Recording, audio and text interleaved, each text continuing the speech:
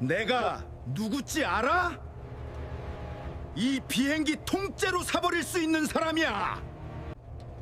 3만 피트 상공에서 그 고함이 1등석 칸을 가득 채웠을 때 저는 갤리 커튼 뒤에서 그 소리를 등으로 듣고 있었어요. 오지 517편 서진 씨랑 같이 배정받은 노선이었어요.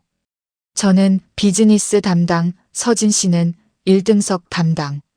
3년을 같은 노선에서 카트를 밀던 동료였어요. 그리고 그날 서진 씨는 제 눈앞에서 사라졌어요. 착륙도 하기 전에 아무 말도 없이 흔적 하나 안 남기고요.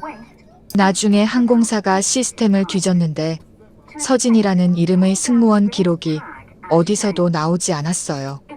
제가 3년을 옆에서 봐온 그 사람이 처음부터 없던 사람이었던 거예요. 이 이야기를 왜 지금 하냐고요. 그날 그 비행기 안에서 무슨 일이 있었는지 제가 두 눈으로 다 봤거든요. 박상무가 조폭 셋을 데리고 기내를 공포로 몰아넣던 것도, 서진 씨가 카트 하나 밀치고 그 셋을 통로 바닥에 눕혀버린 것도, 무릎 꿇고 살려달라고 빌던 재벌 이세도 다 봤어요.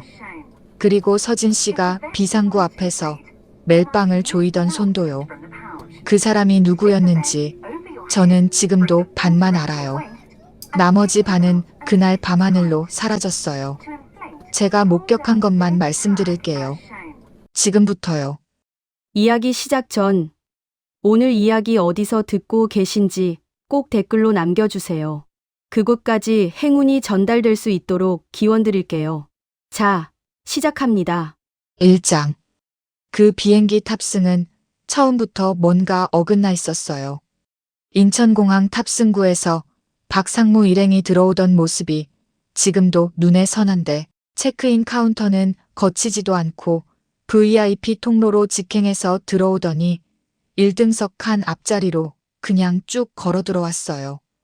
경호원처럼 생긴 남자 셋이 양쪽에 딱 붙어서 보폭을 맞추고, 박상무는 전화 통화를 하면서 자기 자리가 어딘지 확인도 안 하고 좌석 번호도 안 보고 그냥 맨 앞자리로 직행했어요. 마치 이미 다 자기 구역인 것처럼요. 나중에 알고 보니 1등석 좌석 몇 개를 통째로 예약해서 자기 사람들로 채운 거더라고요. 저는 비즈니스석 담당이었고 서진 씨가 1등석을 맡았어요. 서진 씨가 탑승 인사하러 앞으로 들어갈 때 저는 갤리에서 서비스 카트를 정리하고 있었는데 뒤쪽에서 들리는 소리가 이상했어요. 일반 승객들 탑승할 때 나는 소리가 아니었어요. 뭔가를 지시하는 소리. 아직 비행기가 이륙도 하기 전인데. 저쪽 칸에서 벌써 달그락거리는 소리. 조용히 하라는 뜻이 아니라 조용히 있는 사람들 위에 올라서는 사람이 내는 소리. 비행기가 순항고도에 접어들자마자 박상무가 서비스를 요구했어요. 커튼 틈새로 슬쩍 봤더니 그분이 손가락으로 테이블을 딱딱 두드리면서 서진 씨한테 뭔가를 말하고, 서진 씨는 고개를 반듯하게 세운 채 듣고 있었어요. 잠깐 뒤에 서진 씨 목소리가 커튼 너머로 들렸어요. 죄송합니다만 기내 서비스 규정에 따라 병 전체로는 제공이 어렵습니다. 아무리 무례한 민원이 와도 늘 그 문장으로 시작하는 사람이에요. 감정 하나 묻히지 않고 교과서처럼 딱 떨어지게. 박상무가 웃었어요. 기분 좋은 소리가 아니었어요. 뭔가를 시작하기 직전 사람이 내는 소리. 그러더니 카트 위 유리잔을 손으로 쓸어버렸어요. 잔이 굴러 떨어지면서 쩌렁 깨지는 소리, 음료가 쏟아지는 소리가 거의 동시에 울렸고, 뒤이어 고함이 1등석 칸을 가득 채웠어요. 내가 누군지 알아? 이 비행기 통째로 살 수 있는 사람이야. 당장 병째로 가져와. 저는 커튼 쪽으로 한 발짝 내디뎠다가 멈췄어요. 옆에 서 있던 경호원 남자 하나가 유니폼 안쪽으로 손을 집어넣었다가 빼는 걸 봤거든요. 확인하는 동작이었어요. 뭐가 들어있는지 알려주는 동작이기도 했어요. 저는 발이 바닥에 붙어버렸어요. 1등석에 앉아 계시던 다른 승객들은 이미 고개를 푹 숙인 상태였어요. 창가 쪽에 아이와 함께 탄 어머니가 아이를 품으로 끌어당겨서 아이 머리를 가슴에 딱 붙이고 아이가 소리낼까봐 등을 토닥이고 있었는데 그 모습을 보고 속이 쓸렸어요. 도망갈 구석이 없잖아요. 3만 피트 상공에 문도 못 열고 내리지도 못하고 이 사람들이랑 갇힌 채로 서진 씨는 유니폼에 음료가 튄 채로 꼼짝하지 않고 서 있었어요. 치우지도 않고 물러서지도 않고 그냥 그 자리에 서 있었어요. 저는 그게 겁이 너무 많아서 굳어버린 거라고 생각했어요. 솔직히 속으로 좀 답답하기도 했어요. 좀 물러나지. 어차피 우리가 이길 수 없는 사람들인데. 지금 생각하면 제가 완전히 틀렸던 거고요. 서진 씨 눈이 어디를 향하고 있는지 그때 따라가 봤더니 박상무 양복 안주머니 쪽이었어요. 두꺼운 게 하나 들어있었어요. 서류 뭉치처럼 보이기도 했고 수첩처럼 보이기도 했고 확실하지는 않았어요. 서진 씨가 거기 시선을 한번 고정했다가 아무 표정 변화도 없이 다시 박상무 얼굴로 눈을 올렸어요. 저는 그 눈빛이 뭔 뜻인지 그 비행기 안에서는 전혀 몰랐어요. 조폭들이 통로를 틀어막으면서 기내 전체 분위기가 바뀌었어요. 화장실 가려고 일어선 승객 한 분이 체격 좋은 남자한테 무언으로 막혀서 다시 자리에 앉았고 승무원 호출 버튼을 누르는 분들도 있었지만 저는 움직일 수가 없었어요. 비즈니스 쪽 승객들이 불안한 눈빛으로 저를 쳐다봤는데 저는 그냥 서 있었어요. 지금 생각하면 그게 얼마나 무력한 자리였는지. 박상무가 자리에서 일어선 건 이륙 후 30분쯤 지났을 때였어요. 조종실 방향으로 걷기 시작했는데 걸음이 일부러 느렸어요. 자기가 원하는 대로 걸어가는 사람 특유의 보폭. 조종실 문 앞에 딱 서더니 주먹으로 쿵 쳤어요. 한 번. 기다렸어요. 열리지 않자 더 세게. 2번. 기장, 박 회장 아들이야. 문 열어. 할 말 있어. 창가 쪽 어머니가 아이 귀를 두 손으로 막았어요. 기내 전체가 그 주먹 소리를 들으면서 숨을 멈추고 있었어요. 이장. 박상무가 조종실 문을 발로 차기 시작했을 때 기내 전체가 그 소리를 들었어요. 처음엔 주먹이었는데 대꾸가 없자 이번엔 구두 뒷굽으로 문짝 아랫부분을 걷어차기 시작했어요. 쿵, 쿵, 쿵. 간격이 점점 좁아지면서 기내 구조물이 울렸어요. 기내 스피커에서 기장 목소리가 한 번 나왔는데 냉정하고 짧게 자리로 돌아가 주십시오라고 했어요. 박상무는 그 말을 들으면서 오히려 발을 더 세게 들어 올렸어요. 그 사람한테는 기장 목소리도 그냥 하나의 소음이었겠죠. 저는 비즈니스 갤리 입구에서 그 소리를 등으로 들으면서 승객들 얼굴을 보고 있었어요. 창가 쪽에서 아이와 함께 탄 어머니가 아이를 무릎으로 끌어올려서 창문 쪽으로 돌려 앉히고 아이 눈 위로 손을 얹었는데 그 손이 떨리고 있었어요. 비즈니스석 승객 한 분이 저한테 작은 목소리로 물었어요. 저거 진짜예요? 저는 뭐라고 대답해야 할지 몰라서 그냥 카트 손잡이만 쥐고 있었어요. 그게 제가 할 수 있는 전부였으니까요. 서진 씨가 갤리 쪽으로 돌아와 있었어요. 음료가 튀었던 유니폼 그대로 카트 손잡이를 두 손으로 쥐고 서 있는데 저는 말을 걸어야 하나 망설이면서 봤더니 그분 시선이 박상무가 아니라 다른 데를 훑고 있었어요. 통로에 서 있는 조폭 한 명, 1등석 뒤쪽에 버티고 선 한 명, 갤리 입구 쪽에 기댄 한 명, 차례로 한 명씩 위치를 재는 사람의 눈이었는데 저는 그때 그걸 눈치채고도 그냥 긴장해서 그러나 보다 하고 넘겼어요. 제 눈이 얼마나 어두웠는지. 조폭 중에서 가장 덩치가 컸던 남자가 통로 한가운데로 걸어 나왔어요. 손에 뭔가를 꺼내드는 동작이 보였는데 접이식 칼이었어요. 기내 조명 아래 칼날이 한번 반짝이는 걸 봤을 때 저 뒤쪽에서 숨 막히는 소리가 새어 나오기 시작했어요. 비명을 지르고 싶은데 지르지 못해서 입은 막혀 있는데 공기는 빠져나와야 해서 코로만 새어 나오는 그 떨리는 숨소리가 여기저기서 났어요. 그 사람이 조종실 문 앞으로 걸어가면서 말했어요. 문 안 열면 이 비행기 다 같이 바다에 처박는 거다. 기내가 흔들렸어요. 난기류였는지 비행기가 뭔가에 부딪힌 건지 그땐 구분이 안 됐어요. 짐칸 문이 덜컹거렸고 머리 위 패널에서 딸깍 소리가 나더니 노란 산소 마스크들이 한꺼번에 툭툭 내려왔어요. 통로 전체에 노란 줄이 드리워지는 그 장면이 지금도 눈에 선해요. 그게 내려오는 순간, 아, 이게 진짜 상황이구나 하는 게 등줄기로 쫙 퍼졌어요. 비명이 터졌어요. 비즈니스석 쪽에서 먼저, 이코노미 쪽에서 이어서. 어떤 분은 마스크를 두 손으로 잡아당기고 어떤 분은 그냥 얼굴을 감쌌어요. 아이가 울기 시작했어요.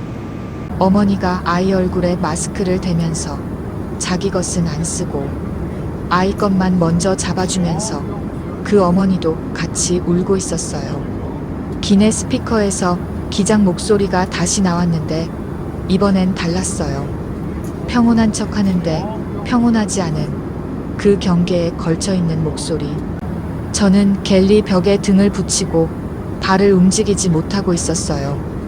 이게 진짜 추락으로 이어지면 어떡하나, 저 칼이 승객한테 향하면 어떡하나, 머릿속이 꽉 막혀서 아무것도 정리가 안 됐어요. 근데 이상하게도 그 찰나에 제가 제일 먼저 찾은 게 서진 씨였어요. 그분은 달랐어요. 마스크가 내려왔는데 서진 씨는 쓰지 않았어요. 비명이 터지고 아이가 울고 사람들이 마스크를 잡아당기는 그 한복판에서 서진 씨는 카트 손잡이를 놓고 통로 한가운데로 한 발짝 나왔어요.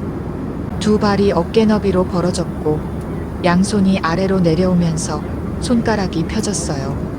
발끝이 칼든 조폭 쪽을 향해 돌아가 있었고요. 저는 그 자세를 보고 뭔지 알 수 없었지만 뭔가 다르다는 걸 느꼈어요. 제가 저도 모르게 서진 씨라고 낮게 불렀어요. 서진 씨가 돌아봤어요. 눈이 마주치는 순간 그분이 저를 향해 손바닥을 아래로 해서 한 번 내렸어요. 여기 있으라는 뜻, 움직이지 말라는 뜻. 저는 왜인지 그 손짓이 갤리 벽보다 더 단단하게 느껴져서 발을 그 자리에 붙였어요. 칼든 조폭이 갤리 쪽으로 발길을 돌렸어요. 서진 씨 쪽으로요. 칼 끝이 올라왔어요. 3장. 칼 끝이 허리 높이로 올라왔어요. 조폭이 통로를 천천히 좁히면서 서진 씨 쪽으로 걸어오는데 나머지 두 명은 뒤에서 그걸 지켜보면서 비죽 웃고 있었어요. 박상무는 조종실 문 쪽에 기대어 팔짱을 끼고 서 있었고요. 이미 결론이 난 것처럼 이 다음에 무슨 일이 일어날지 자기는 다 안다는 것처럼. 저는 갤리 입구 쪽에 등을 붙인 채로 발이 떨어지지 않아서 그냥 보고 있었어요. 서진 씨한테 뭐라고 소리쳐야 하나 생각은 하는데 입이 안 벌어졌어요. 노란 산소 마스크들이 아직 내려와 있었고 기내 어딘가에서 아이 우는 소리가 낮게 깔려 있었어요. 칸막이 너머 비즈니스석에서는 아무 소리도 안 났어요. 그쪽 승객들도 다 알고 있었겠죠. 지금 저 통로에서 무슨 일이 벌어지고 있는지. 서진 씨는 카트 손잡이 쪽에 서 있었어요. 양손이 카트 위에 걸쳐져 있었는데 딱히 뭔가를 잡은 자세가 아니라 그냥 얹어놓은 자세였어요. 조폭이 세 걸음쯤 남은 거리까지 좁혀왔을 때도 서진 씨는 뒤로 물러서지 않았어요. 앞으로도 안 나가고 옆으로도 안 비키고 그냥 서 있었어요. 두 걸음. 조폭이 칼을 든 팔을 옆으로 넓게 벌리면서 위협적으로 홀을 그리는 동작을 했어요. 공간을 제압하는 동작이에요. 자기가 닿을 수 있는 범위를 보여주는 거죠. 그게 칸막이 너머까지 느껴졌는지 비즈니스석 쪽에서 낮고 짧은 비명소리가 하나 새어나왔어요. 한 걸음. 서진 씨가 움직였어요. 카트를 왼손으로 밀었어요. 한 손으로 3개. 카트가 통로를 미끄러지면서 조폭의 발 앞으로 쏟아졌어요. 조폭이 발이 걸리면서 상체가 앞으로 기울었어요. 그 찰나에 서진 씨가 파고들었어요. 왼발이 먼저 착지하고 오른쪽 팔꿈치가 조폭의 명치를 정면으로 강타하는 데까지 카트가 멈추기도 전에 일어난 일이었어요. 공기가 빠지는 소리가 났어요. 조폭 몸에서요. 칼이 손에서 떨어졌어요. 그 사람이 무릎을 꺾으면서 바닥에 내려앉는데 서진 씨가 그 손목을 뒤로 꺾어 올리면서 몸 전체를 아래로 눌렀어요. 조폭이 얼굴을 통로 바닥에 대고 엎어진 채 꼼짝을 못했어요. 발버둥을 치려고 다리를 움직였는데 서진 씨가 손목 꺾은 각도를 조금 더 올리자마자 멈췄어요. 칼은 발로 툭 차서 갤리 밑으로 밀어 넣었어요. 이게 다 몇 초 안에 일어난 거예요. 저는 그 장면을 두 눈으로 보고 있었는데 처음 3초 정도는 뭘 본 건지를 이해를 못했어요. 뇌가 처리를 안 하는 거예요. 서진 씨가 카트를 밀고 파고들고 조폭이 바닥에 엎어지고 칼이 치워졌어요. 그게 다예요. 그 사이에 서진 씨가 허리를 숙인 적도 없었고 뛴 것도 아니었어요. 그냥 들어갔다가 나오니까 상대가 바닥에 있었어요. 서진 씨가 엎어진 조폭 옆에 서서 등을 펴고 유니폼을 한번 매만졌어요. 음료 얼룩이 아직 거기 있었는데요. 그러고는 박상무 쪽을 보면서 아주 또렷하고 낮은 목소리로 말했어요. 기내 난동은 항공보안법 위반입니다. 그리고 내 심기를 거스르셨고요. 박상무 얼굴이 하얘졌어요. 팔짱을 끼고 있던 팔이 풀렸어요. 뒤에서 지켜보던 조폭 2명이 서로 눈을 마주쳤는데 저는 그 표정을 봤어요. 비웃음이 아니었어요. 당황한 거였어요. 저요? 저도 당황했죠. 제가 서진 씨를 심심하고 감정 기복 없는 사람이라고 했잖아요. 그 말 취소할게요. 완전히. 그분한테 감정 기복이 없는 게 아니었어요. 그분한테는 저 같은 사람이 보는 것과 다른 뭔가가 있었던 거고, 저는 그게 뭔지 그때까지도 몰랐어요. 뒤에 서 있던 조폭 2명이 움직이기 시작했어요. 한 명이 재킷 안쪽으로 손을 넣었어요. 다른 한 명이 통로 반대편으로 돌아 서진 씨 옆을 막았어요. 앞뒤로 양쪽으로 포위하는 대형이었어요. 기내 통로가 워낙 좁으니까 2명만으로도 빠져나갈 구석이 없었어요. 서진 씨는 고개를 돌려 왼쪽과 오른쪽을 봤어요. 그러고는 2발을 다시 어깨 너비로 벌렸어요. 사장.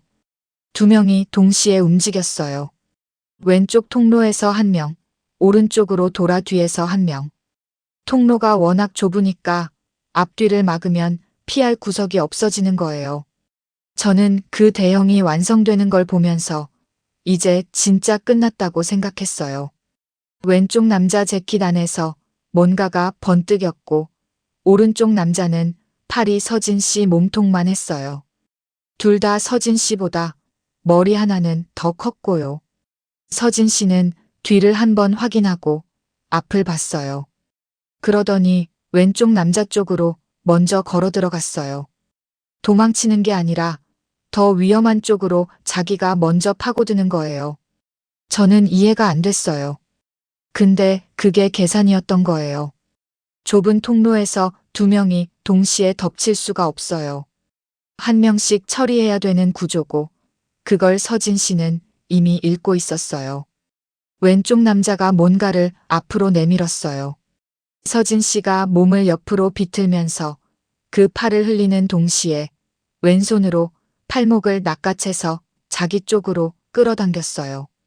상대가 앞으로 쏠리는 찰나에 오른 팔꿈치가 옆구리를 정확히 찍어 넣었고 남자가 흡하는 소리와 함께 허리를 꺾었어요.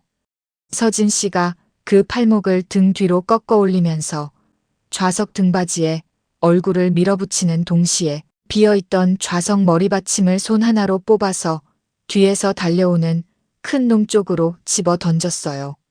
머리받침이 좁은 통로를 가로막으면서 큰 놈 발이 한 박자 걸렸고 서진 씨가 그 한 박자에 몸을 돌려 자리를 잡았어요.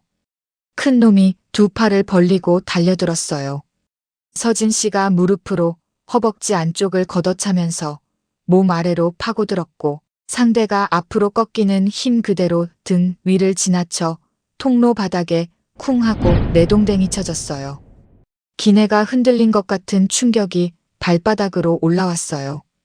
비행기가 흔들린 건지 저한테 그렇게 느껴진 건지 그때는 구분이 안 됐어요. 큰 놈이 바닥에서 팔을 짚고 일어나려고 했어요. 서진 씨가 그 타이밍에 무릎 관절 옆을 발로 정확히 눌렀어요. 힘을 실어서가 아니라 그냥 자기 체중만 얹은 건데 남자가 신음을 내뱉으면서 다시 주저앉았어요. 한 번 더 팔을 뻗자 그 팔목을 밟았어요. 태연하게 체중만 얹어서 일어나지 말라는 신호였어요. 남자가 두 번 시도하다가 멈췄어요. 등받이에 밀렸던 첫 번째 남자가 벽을 짚고 몸을 다시 세우고 있었어요. 옆구리를 잡은 채 서진 씨를 봤어요. 서진 씨가 그쪽을 돌아봤어요. 두 사람 사이에 카트 잔해랑 쏟아진 음료들이 깔려 있었는데 그 남자가 눈을 마주치더니 손에 든 걸 바닥에 천천히 내려놓았어요. 다시 덤빌 생각을 접은 거예요.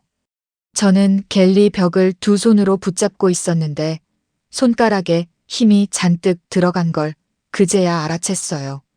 숨을 참고 있었다는 것도요. 기내 어딘가에서 박수 소리가 났어요. 한 번, 두 번, 그러다가 여기저기서 이어졌어요. 비즈니스석 쪽에서 아주 조심스럽게 시작된 소리였어요. 저는 그 소리를 들으면서 눈이 뜨거워지는 걸 느꼈는데 서진 씨는 박수 소리가 나는 쪽을 쳐다보지도 않았어요. 통로 한가운데 서서 바닥에 엎어진 남자를 내려다보면서 말했어요. 숨이 끊어지지 않을 정도로만 쳐줄 테니 조용히 하세요. 기내가 그 한마디로 다시 고요해졌어요. 산소 마스크들이 아직 허공에 매달려 있었고 서진 씨 유니폼에는 음료 얼룩이 처음 그대로였어요. 머리카락 하나 흐트러진 게 없었어요. 저는 그분을 보면서 이게 진짜 내가 아는 서진 씨인지 잠깐 진짜로 헷갈렸어요. 3년을 같은 노선 타면서 옆에서 카트 밀던 사람인데 그 사람이 맞긴 한데 제가 알던 그 사람은 아니었어요. 서진 씨 눈이 제 뒤쪽을 향해 있었어요. 저는 뒤를 돌아봤어요. 박상무가 양복 안주머니에서 칼을 꺼내 들고 있었어요. 손이 떨리고 있었는데 그게 분노인지 공포인지 그 자리에서는 몰랐어요. 눈이 빨개져 있었고 목에 핏줄이 서 있었어요. 목소리가 갈라지면서 나왔어요. 이년이 끝까지. 오장. 박상무 손이 떨리고 있었어요. 칼을 꽉 쥐고 있는데 손마디가 하얘지도록 힘이 들어가 있었고 팔을 앞으로 뻗은 자세가 어색했어요. 칼을 자주 써본 사람의 자세가 아니었어요. 뭔가를 들고 있으면 더 강해 보일 거라고 생각하는 사람의 자세였는데 문제는 서진 씨 앞에서 그게 전혀 통하지 않았다는 거예요. 서진 씨는 칼 끝을 보는 게 아니라 박상무 어깨를 보고 있었어요. 어깨가 먼저 움직이면 팔이 따라온다는 걸 알고 있는 사람처럼요. 박상무가 고함을 지르면서 달려들었어요. 칼을 든 팔을 옆으로 크게 휘두르면서 어깨로 밀어붙이는 자세로 무게로 제압하려는 돌격이었는데 서진 씨가 그 팔 안쪽으로 파고들었어요. 상체를 반 박자 비틀어서 칼이 공기를 가르는 소리가 갤리까지 들릴 만큼 가까운 거리를 흘리고 오른손 두 손가락이 박상무 손목 관절을 집었어요. 두 손가락이요. 그걸로 충분했어요. 손목이 반대 방향으로 꺾이면서 박상무 입에서 소리가 터져 나왔어요. 칼이 바닥에 떨어졌어요. 서진 씨가 그 손목을 잡은 채 등 뒤로 비틀어 올리자 박상무 몸이 팔각도를 따라 앞으로 꺾이면서 발이 스스로 뒤로 물러났어요. 뒷걸음질을 치는데 좌석 앞부분에 다리 뒤가 걸렸고 그 상태로 무릎이 접혔어요. 박상무가 무릎을 꿇었어요. 이 비행기를 통째로 살 수 있다고 했던 그 사람이 1등석 카펫 위에 두 무릎을 짚었어요. 기내 어딘가에서 누군가 숨을 크게 내쉬는 소리가 들렸어요. 오래 참고 있었던 숨이에요. 박상무가 버둥거렸어요. 다리로 바닥을 차면서 팔을 빼보려고 몸통을 틀었는데 서진 씨가 손목 각도를 한 눈금만 올렸어요. 박상무가 소리를 질렀어요. 그래도 어깨를 들면서 몸부림치자 각도가 한 눈금 더 올라갔어요. 이마가 좌석 등받이에 가 닿았어요. 버둥거리는 간격이 점점 길어지고 소리가 점점 작아지고 등에서 힘이 빠지는 게 멀리서도 보였어요. 서진 씨가 그 자세 그대로 박상무 팔을 한 손으로 잡은 채 왼손을 뻗어서 양복 안주머니 안으로 손을 집어넣었어요. 두꺼운 뭔가가 나왔어요. 손으로 빽빽이 쓴 내용이 들어찬 장부였는데 서진 씨가 그걸 꺼내서 자기 유니폼, 허리춤 안쪽으로 밀어넣는 데까지 박상무 손목은 한순간도 놓지 않았어요. 저는 그걸 보면서 아, 이게 처음부터 목표였구나 하는 걸 그제야 알았어요. 박상무가 뭔가를 느꼈는지 갑자기 몸을 획 비틀었어요. 소용없었어요. 이미 장부는 사라진 뒤였고 팔은 여전히 꺾인 채였어요. 박상무가 이를 갈면서 말을 하려고 했는데 목소리가 제대로 안 나왔어요. 너, 이거, 어디서 감히? 서진 씨가 아무 말도 안 했어요. 박상무가 또 버둥거렸어요. 이번엔 더 격하게 발로 바닥을 치면서 등을 비틀면서 안간힘을 다 썼는데 서진 씨는 힘을 더 주는 것도 아니고 말을 하는 것도 아니고 그냥 거기 있었어요. 박상무가 지쳐갔어요. 점점 눈에 보이게. 버둥거리던 다리가 멈추고 당기던 어깨가 축 내려가고 이마가 다시 등받이에 가 닿으면서 목소리가 처음 들어보는 톤으로 바뀌었어요. 살려주세요. 잘못했습니다. 다시는 안 그럴게요. 기내가 완전히 조용해졌어요. 아이 울음소리도 멈췄어요.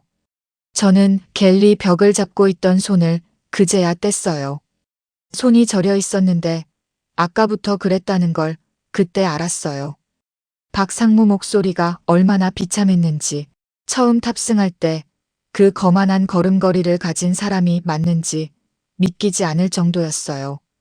뭐 당연한 거긴 하죠. 힘 있을 때만 무서운 사람은 힘 없어지면 제일 먼저 무너지게 돼 있어요. 서진 씨가 박상무를 좌석에 앉히고 자기 유니폼 벨트를 풀어서 두 손목을 등 뒤에서 묶었어요. 바닥에 엎어진 조폭들도 차례로 묶었어요. 빠르고 군더더기가 없었어요. 기내 통로에 쓰러진 3명, 좌석에 묶인 1명이 정리되는데 걸린 시간이 채 5분이 안 됐어요. 서진 씨가 등을 펴고 기내 전체를 한 번 훑었어요. 저도 따라서 봤는데 창가 쪽 좌석에서 스마트폰 하나가 올라와 있었어요. 화면이 서진 씨를 향하고 있었어요. 녹화 표시가 빨갛게 켜져 있었어요. 서진 씨 눈이 그 화면 위에서 멈췄어요. 6장. 스마트폰을 든 손이 올라와 있었어요. 창가 쪽 좌석, 중년 남성분이었는데 화면이 서진 씨를 향한 채 녹화 표시가 빨갛게 켜져 있었어요. 통로에 엎어진 조폭들, 좌석에 두 손이 묶인 박상무, 그리고 그 한가운데 서 있는 서진 씨가 다 담겨 있었을 거예요. 언제부터 찍고 있었는지는 모르겠어요. 격투 중간부터였는지 어쩌면 처음부터였을 수도 있어요. 솔직히 말씀드리면 저는 그분 마음을 모르는 건 아니에요. 공포에 질려 있다가 저 상황을 눈앞에서 봤으면 저도 찍었을 거예요. 근데 저는 동료로서 속이 쓸렸어요. 서진 씨가 그걸 원했다면 처음부터 숨지 않았겠죠. 숨어있던 사람한테 화면을 들이미는 건 구해준 사람한테 하는 짓으로는 좀 아닌 거잖아요. 서진 씨가 스마트폰 쪽을 본 건 2박자 정도였어요. 빼앗지도 않았고 막지도 않았어요. 뭔가를 계산하는 것처럼 그쪽을 보다가 그냥 눈을 돌렸어요. 포기한 게 아니라 이미 셈이 끝난 사람의 눈이었어요. 나중에야 알게 됐는데 그분 이미 그때 어떻게 사라질지 머릿속에 다 있었던 거예요. 서진 씨가 조종실 쪽으로 걸어갔어요. 아까 박상무가 발로 걷어차던 그 문 앞으로요. 자세가 달랐어요. 박상무는 주먹으로 쿵쿵 두드렸는데 서진 씨는 문 옆 인터폰 패널 버튼을 한 번 눌렀어요. 딸깍 하는 소리 하나. 잠깐 기다렸다가 말했어요. 상황 종료되었습니다. 기장님, 경로를 수정해 경찰에 인계하겠습니다. 인터폰 너머에서 기장 목소리가 짧게 나왔어요. 뭐라고 했는지는 들리지 않았는데 서진 씨가 고개를 한번 끄덕이고 패널에서 손을 뗐어요. 그게 다였어요. 이 난리가 인터폰 버튼 한 번과 2문장으로 마무리됐어요. 기내 스피커에서 기장 목소리가 나왔어요. 착륙 준비를 알리는 방송이었어요. 평소 착륙 방송과 똑같은 톤이었는데 그걸 듣는 기내 분위기가 달랐어요. 누군가 긴 숨을 내쉬는 소리가 들렸어요.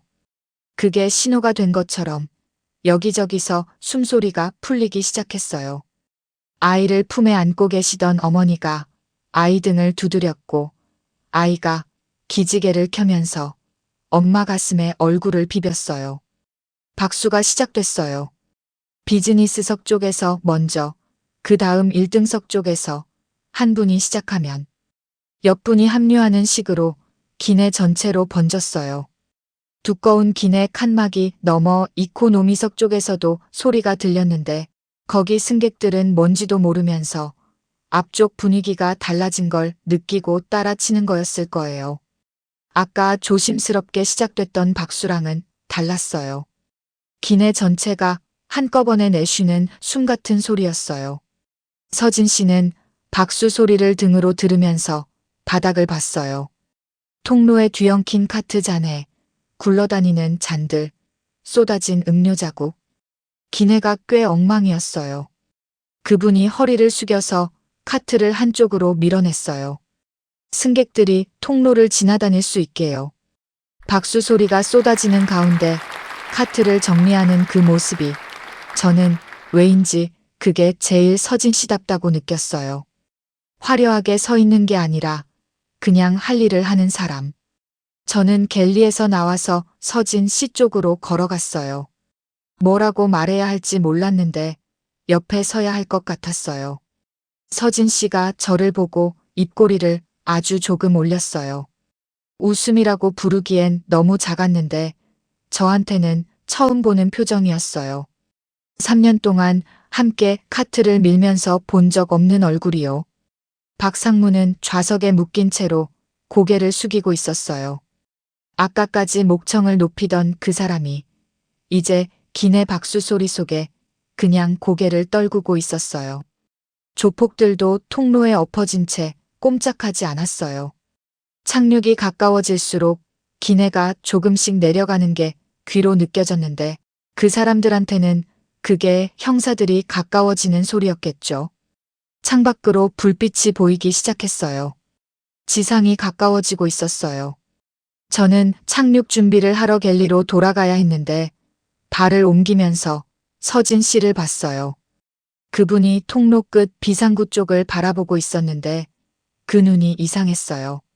창밖 불빛을 보는 게 아니라 비상구 문 손잡이를 보고 있었어요. 뭔가를 확인하는 눈이었어요. 7장. 서진 씨가 비상구 쪽으로 걸어가기 시작했어요. 처음엔 그냥 점검하러 가는 줄 알았어요. 착륙 전에 비상구 상태를 확인하는 건 절차거든요.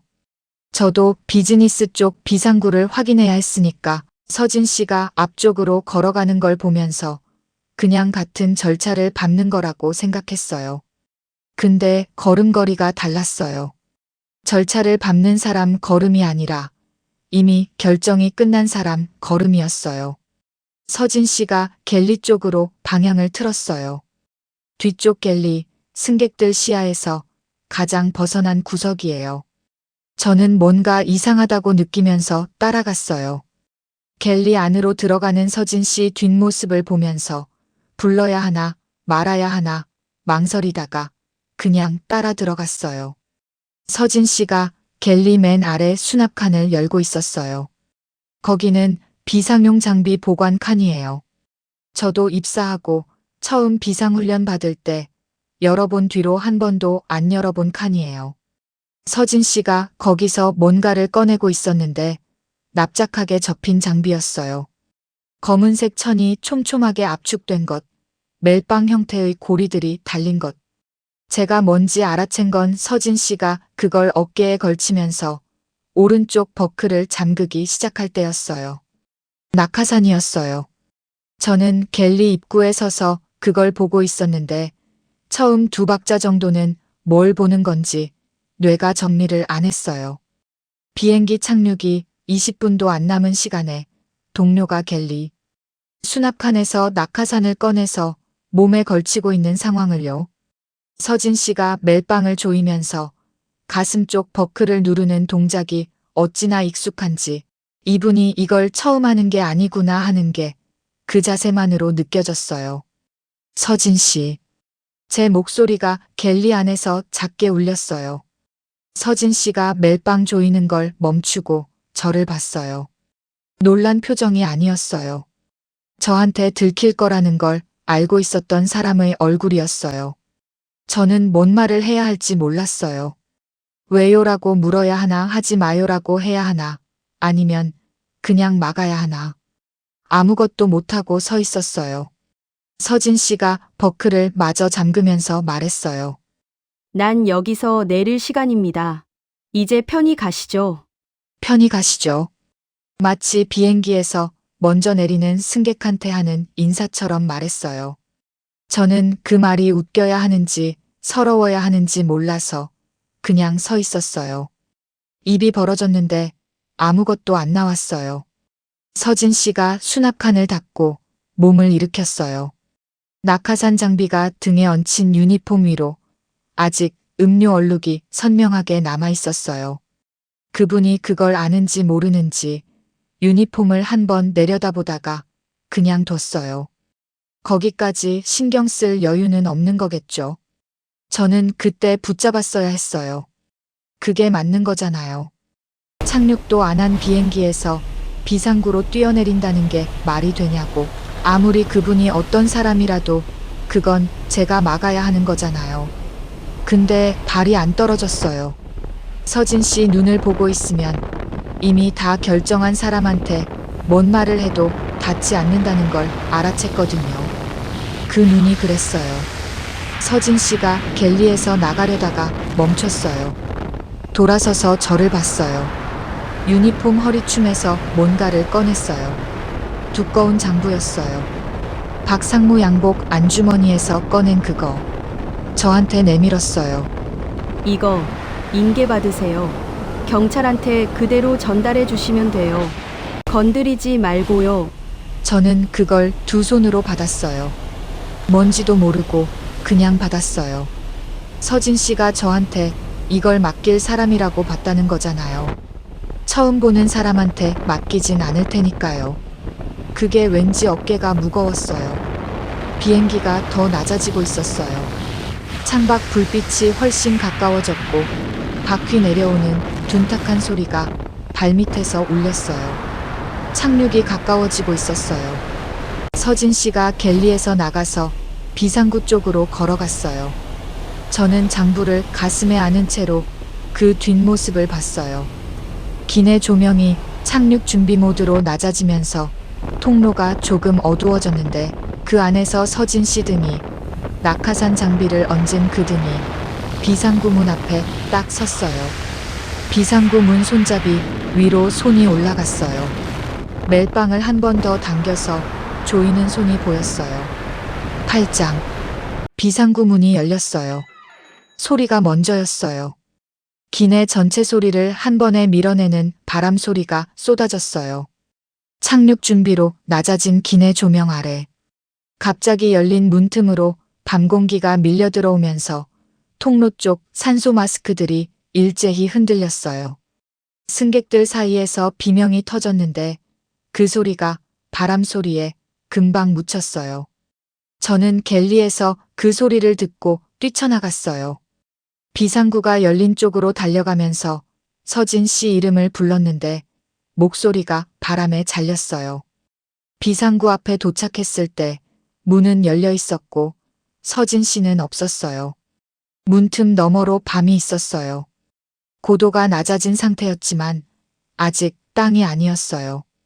불빛들이 저 아래 촘촘하게 깔려 있었고 그 위로 바람이 가로로 흘렀어요. 저는 문 손잡이를 두 손으로 잡고 밖을 봤어요. 서진 씨가 보이지 않았어요. 이미 저 바람 속으로 사라진 거예요. 낙하산이 펴지는 모습도 내려가는 방향도 아무것도 안 보였어요. 그냥 밤이었어요. 저는 거기서 얼마나 서 있었는지 모르겠어요. 바람이 유니폼 안으로 들어오는데도 뒤로 물러서지 못했어요. 서진 씨가 뛰어내린 자리에서 눈을 못 뗐어요. 아무것도 보이지 않는데 눈을 못 뗐어요. 뒤에서 승무원이 저를 잡아당겼어요. 비상구 문을 닫아야 한다고, 착륙이 임박했다고. 저는 그 손에 이끌려 물러서면서 문이 닫히는 걸 봤어요. 밤이 닫혔어요. 착륙은 그로부터 몇 분 안에 이루어졌어요. 바퀴가 활주로에 닿는 충격이 발밑으로 올라왔고 역추진 소리가 기체 전체를 울렸어요. 기내는 그 충격음 속에서도 이상하게 조용했어요. 박상무가 묶인 채로 좌석에 앉아 있었고 조폭들이 통로에 엎어진 채였어요. 박상무 입이 몇 번 벌어졌다 닫혔는데 아무 소리도 안 나왔어요. 아까까지 그렇게 목청을 높이던 사람이요. 경찰이 들어온 건 탑승구가 열리자마자였어요. 여러 명이 통로로 진입하면서 박상무와 조폭들을 한 명씩 일으켜 세웠어요. 박상무가 비틀거리면서 일어섰어요. 한쪽 손목이 비틀려 있어서 팔을 제대로 못 쓰는 것 같았는데 그게 안쓰럽지는 않았어요. 저는 가슴에 안고 있던 장부를 형사한테 건넸어요. 서진 씨가 건드리지 말고 전달하라고 했으니까요. 형사가 그걸 받아서 봉투에 넣는 걸 보면서 이게 어떤 내용인지, 박 회장이라는 사람이 얼마나 오래 저 장부를 숨겨왔는지 저는 알 길이 없었어요. 박상무가 연행되면서 탑승구를 지나갔어요. 그 걸음이 탑승할 때 그 거만한 보폭이 아니었어요. 고개가 숙여져 있었고 발이 제대로 들리지 않았어요. 경찰 2명이 양쪽을 잡고 있었는데 잡아주지 않으면 스스로 못 걸을 것 같은 자세였어요. 몇 시간 전에 이 비행기를 통째로 살 수 있다고 했던 사람이요. 세상에 사람이 저렇게 빨리 달라질 수 있나 싶었어요. 승객들이 하나둘 내리기 시작했어요. 아이를 안고 탄 어머니가 통로를 지나가면서 저한테 고개를 숙였어요. 말은 없었는데 눈이 빨갛게 부어 있었어요. 저도 고개를 숙였어요. 형사 한 분이 저한테 왔어요. 서진 씨에 대해서 물었어요. 이름 4번, 어디로 갔는지. 저는 아는 것만 말했어요. 이름은 서진, 4번은 말씀드렸어요. 어디로 갔는지는 모른다고 했어요. 진짜 몰랐으니까요. 형사가 비상구 방향을 보면서 뭔가를 적었어요. 그게 수사 기록에 어떻게 남았는지, 서진 씨를 찾았는지 못 찾았는지 저는 나중에도 듣지 못했어요. 기내가 비워지고 저는 마지막으로 통로를 걸었어요. 쏟아진 음료 자국이 카펫에 남아 있었어요. 카트 잔해가 한쪽으로 밀려 있었어요. 비상구 쪽 문은 다시 잠겨 있었어요. 서진 씨가 있던 자리에 아무것도 없었어요. 그분은 처음부터 없던 사람이었어요. 그 이름으로, 그 사번으로, 그 노선에 배정됐던 사람은요. 나중에 항공사가 확인했을 때 서진이라는 승무원의 기록이 시스템에서 나오지 않았다고 들었어요. 제가 3년 동안 같이 카트를 밀었던 그 사람이, 그 사람 이름을, 그 사람 얼굴을 저는 분명히 기억하는다. 기록은 없었어요. 처음부터. 저는 그분이 뛰어내린 방향이 어딘지 모르고 지금 어디에 있는지도 몰라요. 다음 비행기를 타는지, 다음 임무를 수행하는지, 아니면 어딘가에서 쉬고 있는지. 근데 한 가지는 알아요.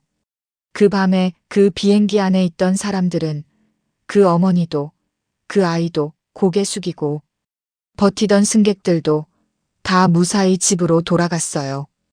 그게 그분 목적이었을 거예요. 처음부터. 여러분, 이 이야기 들으시면서 어땠어요? 저는 이 이야기를 정리하면서 자꾸 그 어머니 손이 생각났어요. 아이 귀를 막아주던 그 손이요. 도망갈 데 없는 곳에서 자기 몸으로 아이를 감싸던 그 자세. 우리가 살면서 그런 자리에 서본 적 있잖아요. 무서운데 도망도 못 가고 맞서기엔 너무 작고 그래도 내 사람 하나는 지켜야 해서 그냥 버티던 그 자리. 서진 씨가 그런 사람들 곁에 있어줬던 거예요. 이름도 안 남기고 기록도 안 남기고. 이 이야기가 마음에 남으셨다면 구독 한번, 좋아요 한번 눌러주세요. 댓글로 어떤 장면이 제일 통쾌하셨는지 알려주시면 저도 그 이야기 꼭 읽을게요. 다음 이야기에서 또 뵙겠습니다.